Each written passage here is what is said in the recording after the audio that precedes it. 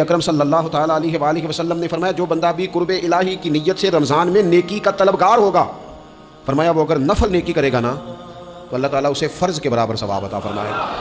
اور حضور علیہ الصلوۃ والسلام فرماتے ہیں جو اس مہینے میں ایک فرض ادا کرے گا اللہ 70 فرضوں کے برابر اجر عطا کرے گا۔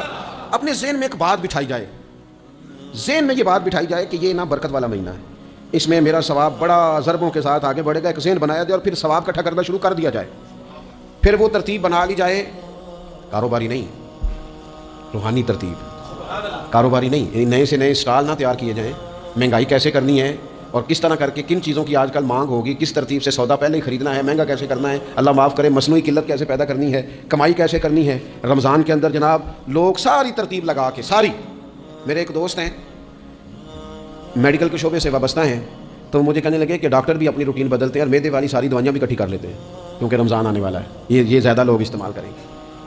وہ ماحول نہ پیدا کریں کہ ہر چیز دنیا داری ہو جائے، ہر چیز دنیا داری نہیں، ہر چیز کو ایک نیا روپ دے دیا جائے اور نیا سے نیا مال کمانے کا سلیقہ بنایا جائے۔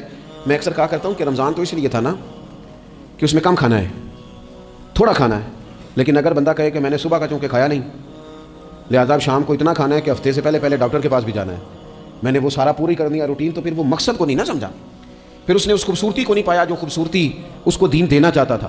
ایک تو رمضان کی فضیلت کو سمجھنا، اور پھر جب ہم روزہ دار ہیں، ہم نے روزہ رکھا ہوا ہے، تو نبی پاک علیہ السلام نے خود اس مفہوم کو کھول کے بیان کیا، فرمایا جس بندے نے جھوٹ نہیں چھوڑا، گناہ نہیں چھوڑا، گویا غیبت نہیں چھوڑی، بدی نہیں چھوڑی، تو اللہ کے محبوب علیہ الصلوۃ والسلام فرماتے ہیں پھر اللہ تعالیٰ کو اس کے بھوکا پیاسا رہنے کی تو کوئی ضرورت نہیں، کیونکہ لعلکم تتقون، تقوی اختیار کرنا تو روزے کا مقصد تھا۔ اور اگر اس نے وہ بات کو سمجھا ہی نہیں، استاد کے لیے صرف استاد ہو جانا ہی ضروری نہیں، اس کو پھر اپنے منصب کا لحاظ کرنا بھی ضروری ہے کہ میں استاد ہوں۔ والد کا صرف والد ہو جانا ہی کمال نہیں، اس کو پھر اس منصب کے تقاضوں کو بھی سمجھنا چاہیے کہ میں ایک باپ ہوں، اب میں روٹین میں وہ آزاد نہیں ہوں کہ جہاں میرا جی چاہے گا جاؤں گا، جہاں میری طبیعت چاہے گی میں کھاؤں گا، جہاں میرا دل کرے گا میں وہ کام کروں گا۔ اب آپ سرپرست ہیں، سربراہ ہیں، انسان دیکھیں نا، ایک شخص ہے وہ عالم ہے، اب علم پڑھ لینا صرف کمال نہیں، وہ اپنے منصب کو بھی تو سمجھے نا، اس منصب کے وقار کو، اس کے لحاظ کو بھی تو سمجھے نا۔ ایک آدمی اگر عمر رسیدہ ہے، بڑا ہے، بزرگ ہے، اور وہ چاہتا ہے کہ میری بزرگی کی وجہ سے میرا اکرام کیا جائے، تو اسے اپنے منصب کا بھی لحاظ کرنا پڑے گا۔ اس کو حضرت سعدی فرمایا کرتے تھے میں نے 18 سال کے بزرگ دیکھے اور میں نے 75 سال کے بچے دیکھے۔ حضور کیا مطلب؟ فرمانے لگے عمر ہو گئی لیکن اپنے منصب کا خیال نہ کیا، عادات بچوں والی رہی۔ اور فرماتے میں نے ایسے لوگ دیکھے جن کو شروع وقت میں ہی اللہ والوں کی صحبت نصیب آئی، تو وہ جو بزرگی ہے وہ پھر عمر کی وجہ سے نہیں ملی، وہ اللہ نے علم اور عمل کی وجہ سے عطا فرما دی۔ تو اپنے منصب کا لحاظ کرنا کہ میرا یہ منصب ہے، اسی طرح جب ہم نے روزہ رکھا ہوا ہوگا نا تو پھر ہم نے اس منصب کا بھی لحاظ کرنا کہ میں روزے دار ہوں، پھر خالی بھوکے پیاسا نہیں رہنا۔ رسول پاک صلی اللہ تعالیٰ علیہ وآلہ وسلم نے پتہ ہے روزے دار کی فضیلت کیا بیان فرمائی؟ اللہ کے محبوب صلی اللہ تعالیٰ علیہ وسلم فرماتے ہیں کہ رب فرماتا ہے ابن آدم کا ہر عمل اس کے لیے، روزہ میرے لیے، اور فرمایا میں خود جزا دوں گا روزے کی، میں خود جزا دوں گا روزے کی۔ اور حضور فرماتے ہیں روزہ ڈھال ہے، جو شخص روزہ دار ہو وہ بےہودگی سے، فحش گوئی سے اجتناب کرے۔ اور اللہ کے محبوب صلی اللہ تعالیٰ علیہ وسلم فرماتے ہیں اگر کوئی شخص اسے گالی دے، اگر کوئی شخص اسے جھگڑا کرنا چاہے تو پتہ کیا جواب دے؟ اسے کہے بھائی میں روزے دار ہوں، میرے منصب کا تقاضا نہیں کہ میں تیرے ساتھ الجھوں۔ اور رسول پاک صلی اللہ علیہ وسلم فرمانے لگے اوہو اتنی بڑی بات، حضور فرمانے لگے یہ صحیح مسلم کے لفظ ہیں، کریم محبوب فرمانے لگے مجھے اس رب کی عزت کی قسم جس کے قبضے میں محمد عربی صلی اللہ علیہ وسلم کی جان ہے، حضور فرماتے ہیں روزہ دار کے منہ کی خوشبو اللہ تعالیٰ کے نزدیک قیامت کے دن مشک کی خوشبو سے بھی زیادہ بکت والی ہوگی۔ اس کے منہ سے جو خوشبو آتی ہے قیامت میں مشک پیچھے رہ جائے گا، اور رب کی بارگاہ میں صرف روزہ دار کے منہ سے اگر تیرے منہ کی خوشبو رب کو اتنی پسند ہے تو تجھے بھی تو اپنے منصب کا خیال ہونا چاہیے کہ میں نے روزہ رکھا ہوا ہے، میں روزہ دار ہوں۔ اور میرے نبی پاک علیہ السلام کے یہ 2 لفظ ہیں نا، وہ صوفیاء ہیں نا، اللہ کے نیک بندے جو ساری زندگی تڑپتے رہے کہ کبھی یہ حقیقت منتظر نظر آنا لباس مجاز میں، کبھی مالک ایک دفعہ کبھی تیرا جلوہ میں، کبھی یہ حقیقت منتظر نظر آنا لباس مجاز میں، لاکھوں سجدے تڑپ رہے ہیں میری جبین نیاز میں۔ اور جو ساری زندگی کہتے رہے کہ ہم تو عمر دراز مانگ کے لائے تھے 4 دن، 2 آرزو میں کٹ گئے، 2 انتظار میں، یہ دیکھو انہیں انعام ملنے لگا۔ جو اس کی راہ کے سوالی تھے، جو اس کے رستے کے مسافر تھے، جو اسے پانا چاہتے تھے، جو اس کی دید کرنا چاہتے تھے، جو اسے ملنا چاہتے تھے، میرے رسول پاک علیہ السلام نے فرمایا روزہ دار کو 2 خوشیاں ملیں گی، ایک خوشی اس وقت ملتی ہے جب وہ افطار کرتا ہے، اور فرمایا ایک خوشی اس وقت ملے گی جب وہ اپنے رب سے ملاقات کرے گا، جب وہ اس سے ملے گا تو اس وقت روزہ دار کو خوشی ہوگی۔ میرے دوستو، خوشی تو جو ہوگی سو ہوگی، لیکن یہ لفظ بڑے حسین نہیں کہ روزہ دار کی رب سے ملاقات ہوگی، یہی لفظ بڑے باکمال نہیں۔ ایک روایت میں تو یہ ہے نا کہ روزہ میرے لیے ہے، میں اس کی جزا دوں گا، اور ایک روایت میں یہ ہے کہ روزہ میرے لیے ہے اور رب فرماتا ہے میں خود روزے کی جزا ہوں، یعنی باقی نیکیوں پر ثواب ملے گا، روزہ رکھنے والے کو رب رحمان ملے گا۔ نبی اکرم صلی اللہ تعالی علیہ وسلم کے امت کے صوفیاء نے نا کچھ چیزوں کو بڑا کھولا ہے۔ عارف رومی کہتے ہیں کہ ایک دن نا محمود غزنوی نے خزانوں کے دروازے کھول دیے اور فرمایا بھائی میں نے آج ہر چیز کھول دی ہے، جو جس چیز پہ ہاتھ رکھے گا وہ اسی کی ہو جائے گی۔ لوگ دوڑے، کوئی سونے کی طرف، کوئی چاندی کی طرف، کوئی جائیدادوں کی طرف، کوئی خزانے کی کنجیوں کی طرف، کوئی بڑے بہترین گھوڑے اور اونٹوں کی طرف لوگ دوڑ گئے، جو جس پہ ہاتھ رکھے گا اسی کا۔ سب بھاگ گئے، ایاز بیٹھا ہے، نہ وہ حسن میں رہی شوخیاں، نہ وہ عشق میں رہی گرمیاں، نہ وہ غزنوی میں تڑپ رہی، نہ وہ خم ہے زلف ایاز میں، وہ لذتیں کہاں۔ ایاز چپ کر کے بیٹھا ہے۔ پھر محمود نے ایاز کی طرف مخاطب کر کے کہا ایاز اٹھنا نہیں، آج لوٹ سیل لگ گئی ہے، جو جس چیز پہ ہاتھ رکھے گا اسی کی۔ ایاز کہنے لگا بات پکی ہے نا؟ تو محمود خوش تھے، موڈ بڑا اچھا تھا، کہا بالکل پکی ہے۔ تو ایاز کہنے لگے چلو ٹھیک ہے۔ ایاز اٹھے، پیچھے سے جا کے نا تو محمود کے کندھے پہ ہاتھ رکھ دیا، محمود کے کندھے پہ ہاتھ رکھا۔ محمود کہنے لگے یہ کیا بات کا، آپ سے میں نے پوچھا تھا بات پکی ہے، جو جس پہ ہاتھ رکھے گا اسی کا نا۔ تو تھوڑی دیر پہلے مسکراتے چہروں میں آنسو آ گئے، ایاز بھی روئے تو محمود بھی روئے۔ کہا بادشاہ پکا رہنا، وہ جن کو خزانے چاہیے تھے وہ دوڑ گئے، مجھے تو چاہیے۔ لنگ کئی مہینے تے برس گئے تے تیری دید نو دیدے ترس گئے، تیری تو ملے گا۔ تو پھر کہا محمود نے، اس نے کہا میں وعدہ کر چکا تھا، بس ٹھیک ہے، باقیوں کے خزانے اور میں تیرا، طے ہو گئی۔ فرمایا باقی نیکیوں پر ثواب ملے گا، روزہ رکھنے والے کو رب رحمان ملے گا، اللہ کا قرب ملے گا۔ دیکھو نا، وہ خاص انسان کو کیفیت حاصل ہوتی ہے روزے میں، رب کے ہونے کا یقین۔ وہ جو صوفیاء کہتے ہیں نا مراقبہ کرو، وہ نصیب ہوتا ہے۔ یعنی کسی کو کیا پتہ ہے اس کا روزہ ہے کہ نہیں، اکیلا ہے نا گھر میں، فریزر بھرا ہوا ہے، نہیں نہ کھاتا، کیوں؟ اسے پتہ ہے میرا رب میرے ساتھ ہے، میرا رب مجھے دیکھ رہا ہے۔ بس یہ تصور توحید پکا ہو جاتا ہے رمضان۔ تو پھر اللہ تبارک و تعالیٰ کی بھی خاص رحمت اور کوئی خاص ہی اعزاز۔ حضور فرماتے ہیں جنت کے کئی دروازے ہیں، ایک باب الریان ہے، اس سے صرف روزہ دار گزریں گے۔ آواز ہوگا روزے والے آ جاؤ، وہ آ جائیں گے، فرمایا اس خاص دروازے سے گزرو، جب گزر جائیں گے تو فرمایا بند کر دو بھائی، اور کوئی نہیں گزرے گا یہاں سے، دروازہ ہی مخصوص ہے، ان کا اعزاز ہی ذرا زیادہ ہے۔ تو میرے عزیز، رمضان شریف کے اندر وہ منصب کا بس خیال رکھیں کہ میں روزہ دار ہوں، اس احتیاط کے ساتھ۔ اور دوسری جو رمضان کی چند عبادات ہیں نا، سب سے پہلی تو میں عرض کروں گا تراویح کے حوالے سے۔ یہ بات یاد رکھ لیں کہ نبی پاک علیہ الصلوۃ والسلام نے فرمایا جس نے ایمان اور احتساب کی نیت کے ساتھ رمضان میں قیام کیا، اللہ اس کے پچھلے سارے گناہوں کو معاف فرما دے گا۔ اور ایک مقام پر نبی پاک صلی اللہ تعالیٰ علیہ وسلم نے بیان کیا، یہ مشکات میں موجود ہے، حضور فرماتے ہیں رمضان اور قرآن دونوں قیامت کے دن بندے کی شفاعت کریں گے۔ رمضان کہے گا یا اللہ میں نے اسے دن بھر کھانا کھانے سے باز رکھا، اور تیری بارگاہ کے حکم کے مطابق اس نے اپنے آپ کو ان چیزوں سے بچا کے رکھا۔ اور قرآن کہے گا مالک رات میں نے اسے نیند سے روکے رکھا۔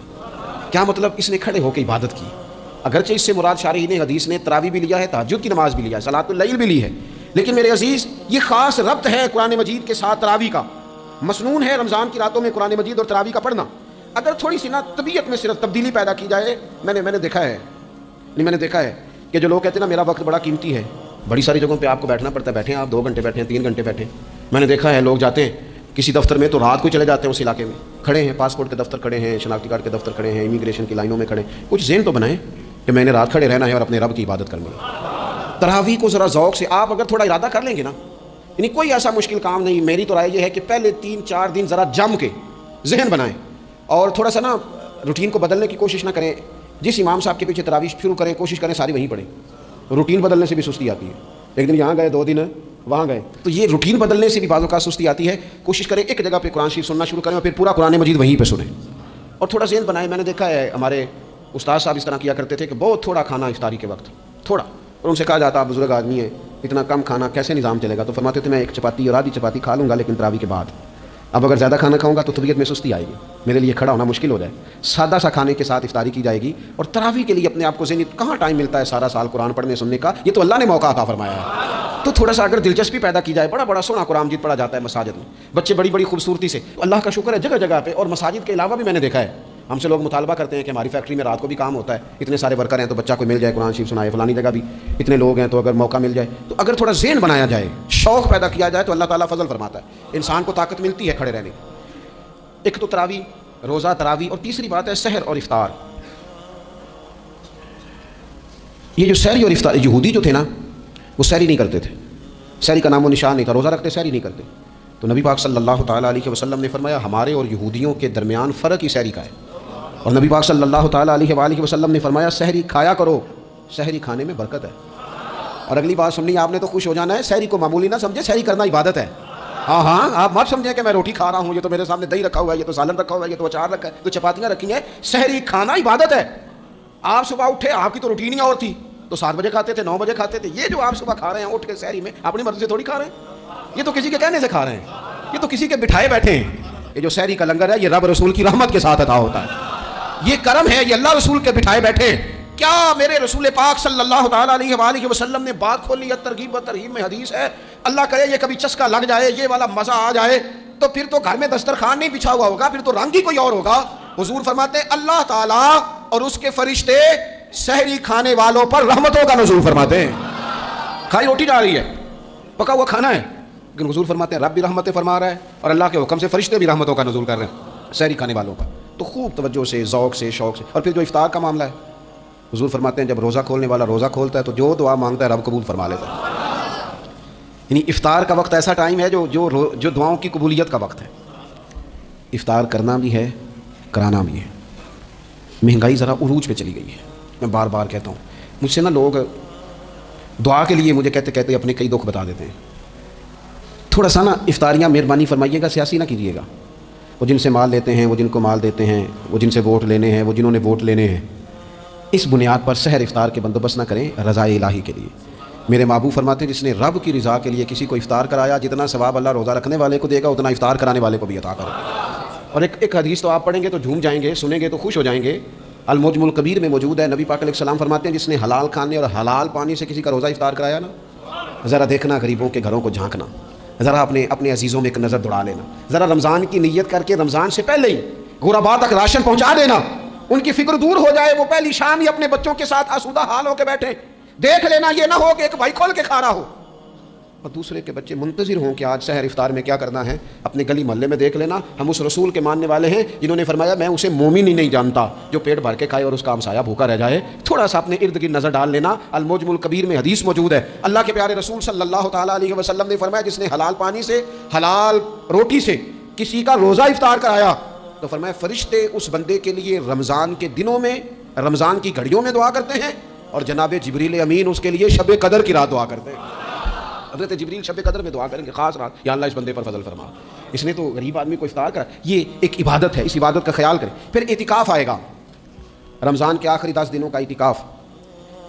اسلام میں رحمانیت نہیں ہے، لیکن کبھی کبھی سب سے کٹ کے اپنے رب کے ساتھ جڑ جانا، کچھ رات کی عبادتیں، کچھ تنہائی کے اذکار، کچھ درود و سلام کا ذوق، یہ ان ساری خوبصورتیوں میں سے ایک خوبصورتی اعتکاف بھی ہے۔ اللہ کے پیارے رسول علیہ الصلوۃ والسلام ہمیشہ اعتکاف کرتے ہیں۔ اور حضرت عطا بن رباح رضی اللہ تعالیٰ عنہ کیسی خوبصورت بات ارشاد فرماتے ہیں، فرماتے ہیں معتکف تو اس آدمی کی طرح ہے جیسے کسی بندے کو کسی کے ساتھ کوئی کام پڑ جائے نا تو وہ جا کے اس کے دروازے پر بیٹھ جاتا ہے کہ جب تک میرا کام ہوگا نہیں میں جاؤں گا نہیں۔ فرماتے ہیں یہ اعتکاف والا بھی آ کے رب کریم کے گھر بیٹھ گیا ہے کہ جب تک تو معاف نہیں کرے گا میں جاؤں گا نہیں، جب تک تو بخشش نہیں کرے گا میں اس دروازے سے ہٹوں گا نہیں۔ حضرت ابن عباس رضی اللہ تعالیٰ عنہ نبی پاک علیہ السلام کے روضہ انور کی طرف اشارہ کر کے کہا کرتے تھے زیادہ دیر نہیں ہوئی، اشارہ کر کے کہتے تھے زیادہ دیر نہیں ہوئی، اس روضہ مبارک میں آرام فرما۔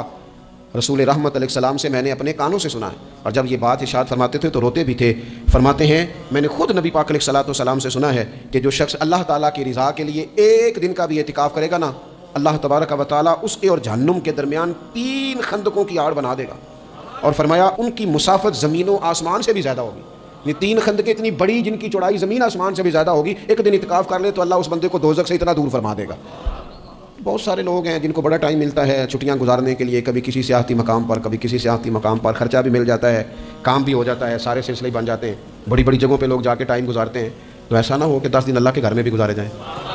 علماء نے لکھا ہے کہ کوشش تو کریں ہر سال اعتکاف ہو، نہ ہو سکے تو چلو چند سالوں کے بعد ہو جائے، اور فرماتے ہیں کہ زندگی میں ایک دفعہ تو اس سنت کو ضرور ادا کرنا چاہیے۔ کوئی بندہ ایسا نہ ہو جو محروم رہ جائے، زندگی میں ایک بار صحیح پر اعتکاف کے ساتھ اپنے آپ کو وابستہ ضرور کرے۔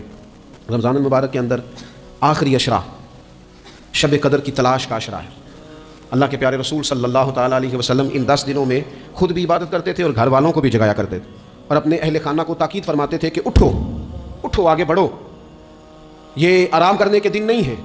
ہمارے ہاں یہ ہوتا ہے کہ وہ جو آخری 10 دن زیادہ عبادت کے تھے, شب قدر کی تلاش کے تھے, وہ آخری 10 دن سارے بازار میں گزر جاتے ہیں.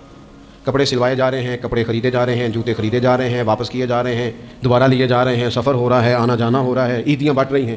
تو یہ سارے کام جو آخری عشرے میں کرنے ہیں, جو زیادہ عبادت کے دن تھے, وہ سارے کام تو رمضان سے بھی پہلے کر لینے چاہیے. کپڑے رمضان سے پہلے خریدے جائیں, پہلے سلوا لیے جائیں, جوتے پہلے لے لیے جائیں, ضرورت کے کام پہلے کر لیے جائیں. جہاں آپ کو جو بانٹنا ہے وہ رمضان سے پہلے کریں.